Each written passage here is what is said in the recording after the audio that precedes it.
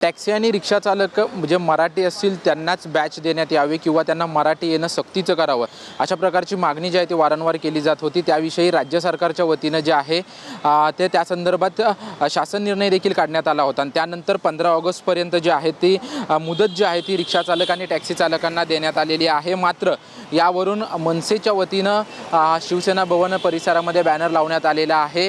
Rickshaw taxi धारकांना 15 ऑगस्टपर्यंत 4 तासात मराठी बोलायला लावणार माननीय श्री प्रताप सरनाईक परिवहन मंत्री महाराष्ट्र राज्य यांची गिनीज वर्ल्ड रेकॉर्डमध्ये नोंद करावी, अशा आशयाचा महाराष्ट्र नवनिर्माण वाहतूक सेनेच्या वतीनं जो आहे तो या ठिकाणी खोचक टोला लगावणारा बॅनर जो आहे तो या ठिकाणी लावण्यात आलेला आहे। कारण की टॅक्सी आणि रिक्षा चालकांना 15 ऑगस्टपर्यंत वेळ देण्यात आलेला आहे आणि या वेळेमध्ये मंत्रालयामध्ये एक बैठक पार पडली होती आणि या बैठकीत नंतर काही मार्गदर्शन जे आहे ते मार्गदर्शन काही संघटनांच्या माध्यमातून मंत्रालयात घेण्यात आलं होतं आणि 4 तासामध्येच मराठीत बोलायला लावणार असं संजय नाईक जे महाराष्ट्र नवनिर्माण वाहतूक सेनेचे अध्यक्ष आहेत त्यांच्या वतीनं प्रताप सरनाईक यांना टोला लगावण्यात आलेला आहे। आपण पाहतोय की अनेक सामाजिक संघटनांकडून राजकीय पक्षांकडून जे आहे ते परप्रांतीय रिक्षा चालक आणि टॅक्सी चालकांना मराठी कसे बोलता येईल याविषयीचे धडे देण्यासाठी विविध कार्यक्रमांचं आयोजन केलं जात होतं। मात्र परिवहन विभागाच्या वतीनं मंत्रालयामध्ये जे